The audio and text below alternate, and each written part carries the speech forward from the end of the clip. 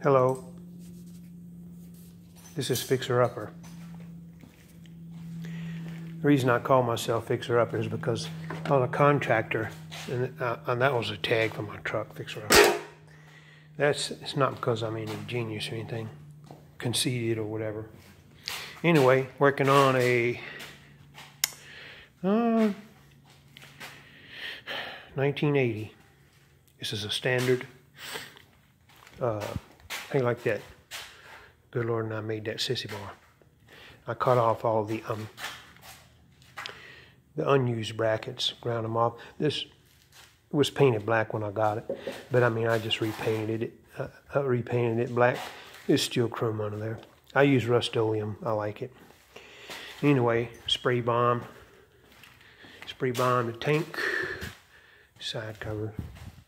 Oh, got this leather and sheepskin seat. That's why I put that sheepskin, made that backrest. This Altus pelt on the internet. Anyway, but I'm making this video. I asked the good Lord to help me put this engine in complete. This is complete. I screwed the oil filter off. Now I've got a screw-on oil filter adapter. Those come out of Canada. That thing's $72. I like it a whole lot. I haven't had any problem with it. And it really opens up your options as to which oil filter you can use. I had this engine out, had to replace the stator, so I rebuilt my vacuum advance while I had it out. And I put in a water pump and put head gaskets on, had a valve, exhaust valve needed to be lapped. I bought a head for this thing off the internet and stuck it on there. Long story. This bike was a piece of junk when I got it. I put bearings. Not this time, but I put crankshaft bearings in this bike, in this engine. This engine's got 164,000 miles on it. And this time I cleaned it up and new gaskets and everything. New timing belts, new timing belt idlers. I'd already replaced the idlers in this thing one time. And I use these are China knockoffs, and I wish I could hold it. You see that rubber on there?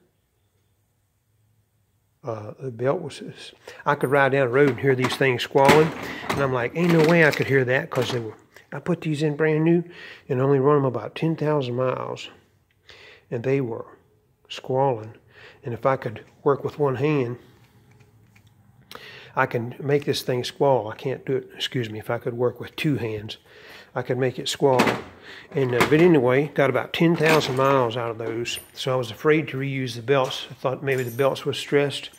So I put in new idlers like that for my tensioners, you know. And then I put new belts in too while I had it down. And that's my 1500.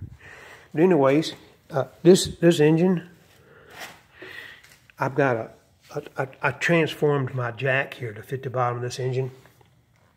And I've done other stuff to this engine too that I didn't tell you about. But anyway, since I had it out this time, these covers are getting changed. I've got a parts bike back there, and I'm going to polish these. Oh, by the way, polish. I'm going to turn y'all on to something here. Let's see. This polish right here, Napa sells this stuff. Okay, got a glare on it. Blue Magic. Let me tell you something. This stuff ain't nothing but the truth. Now, look at these shock tubes. I just used 800 sandpaper, clean them up a little bit, and put a buffer wheel in the drill and clean them tubes up. And I'll tell you something. That stuff works. But anyway, these are chrome-plated valve covers. I don't like them. I've got some aluminum ones back there on that parts bike. And good Lord willing, I'm going to polish them up. But I asked the good Lord to help me put this engine in all in one piece. Carburetors and everything on here, on this engine. And so, and I've got a flat platform with a 3/4 inch shim in the front, holding the front of that engine up on a slight angle. And that engine just goes right in that frame, like that. Ding! It sure did go in there. And so I just wanted to share that with y'all. And make a video. Maybe one day I'll learn how to upload it. This is all spray bomb paint. Had to order them lights from Hong Kong. They're metal. I wanted metal lights, and I can change. That's a H3 halogen bulb in there, but I can change that to a LED. I got the LED headlight in there. But anyway, so that's what's going on. And I'm going to paint them black. Well, it's already black. It was blue. It was a Puco blue. Been blue for a long time. This blue there, I didn't paint that. And it's caked on there. I guarantee you something else is caked on there. But anyway, that's the black. Black, I need to buff that tank out. That Rust-Oleum paint, I like the paint, but the spray cans really, really spit. And they spit. This don't spit. That's just the regular paint. But this is what I'm using. Appliance epoxy. I use some of this, and that's supposed to be interior paint, but don't pay no attention to that. That's just what's wrote on the can. I use this stuff on a white, on a rooftop HVAC system on a camper, and it lasted really good. And it's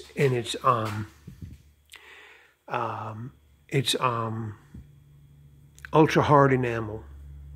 So that was my choice. But anyway, spits.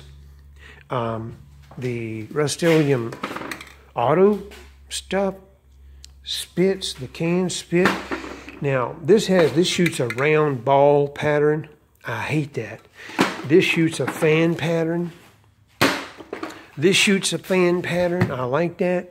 But the cans spit awful. And so, the engine enamel I use is this.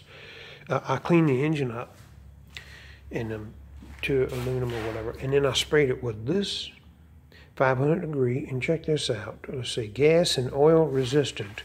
You ever heard of such a thing in a spray paint? But anyways, so just sharing. God bless. Good day.